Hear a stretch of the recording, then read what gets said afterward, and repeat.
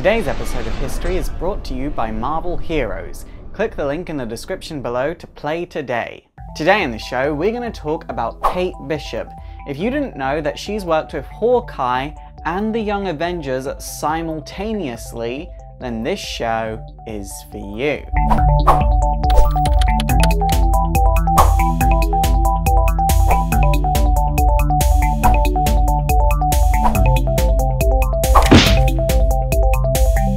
So Kate Bishop, she would first appear in Young Avengers #1 in 2005. So Kate grew up in a very well-off family, but her mother died when she was very young, and her father was always working. And while Kate was close to her older sister, this did all result in her becoming very independent, very stubborn, and very blunt. A few months before her sister's wedding, Kate was attacked while walking through Central Park, and this left her traumatized. But she decided to pick herself up and learn how to fight for herself. And she learned archery, swordplay, and martial arts, and it turned out she was very talented at all of them. On the night of her sister's wedding, the wedding would be attacked and the Young Avengers would turn up to try and save the day, but all the Young Avengers succeeded in was becoming hostages themselves, so it was up to Kate to save the day, which she did, and this allowed the Young Avengers to escape before the police turned up.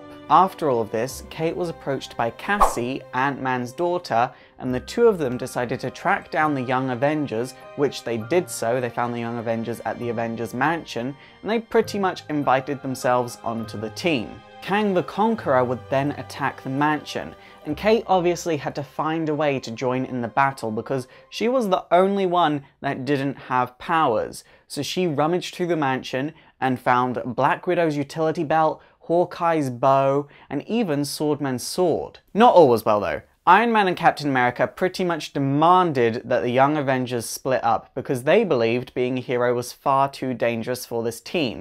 And the Young Avengers pretty much went, yeah, sure, we'll do that, eventually. So Kate used her family's wealth to buy the team their own lair and their own costumes. Now around this time, Kate and Patriot became co-leaders of the team, and all was going well for a while until the team eventually found out that Patriot was taking mutant growth hormone to simulate super soldier serum powers. Obviously, the team lost a lot of respect for Patriot after this, but they didn't dislike him as a person, and this was shown when he was badly hurt and it looked like he was about to die. Patriot would be saved, and after this, Captain America would say to Kate, "So I guess you understand why you really need to split up." And Kate turned around to Captain America and said, "No, you know what? You're the one that refused to train us. You know from being a hero that a person that wants to be a hero will not stop at anything to do this. Take responsibility for your own actions for once, because it's you that refused to train us. We are just doing what we're meant to do." After this, Kate was given the original Hawkeye bow and arrows because no one had ever been able to stand up to Captain America since Hawkeye, and she officially became the new Hawkeye. So during Civil War, things got a little bit awkward when Clint came back. Clint was the original Hawkeye for all of you that don't know. Kate would basically say to Clint that she didn't want to mimic him, she just wanted to honor him. She meant no disrespect whatsoever. And Kate also had a conversation with him that resulted in Clint leaving Tony Stark's side and shunning Tony for the Superhuman Registration Act.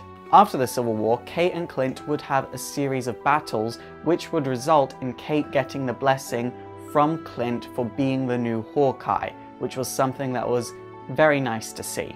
Kate would be present in Siege, but she wouldn't do anything individually important, and that's the thing about being part of a team book. You're more likely not to do anything individually important.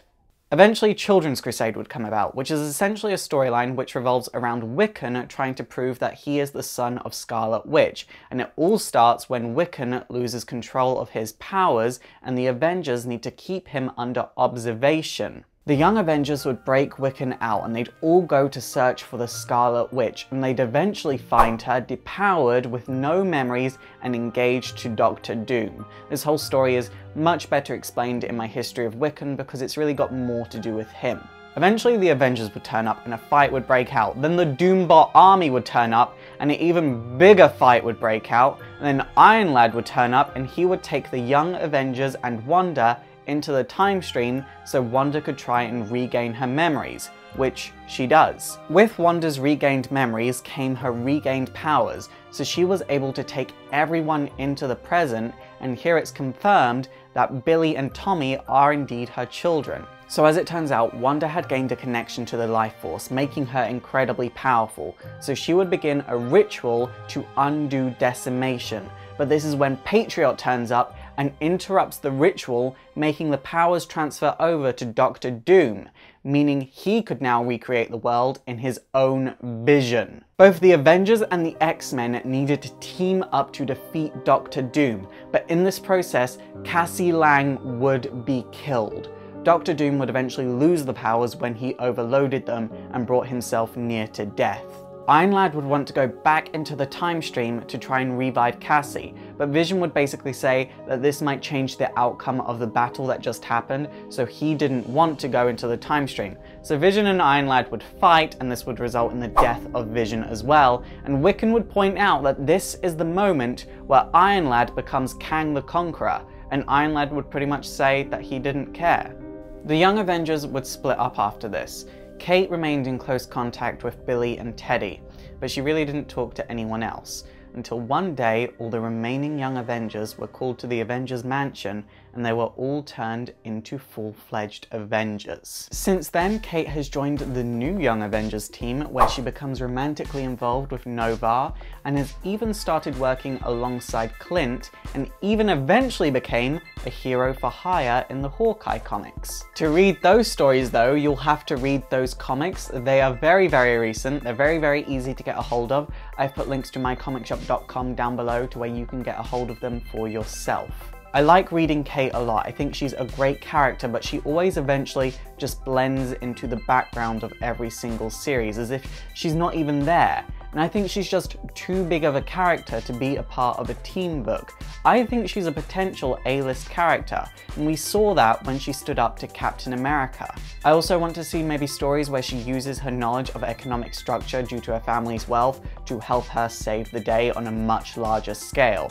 I think that would be brilliant and not really something that we've seen before.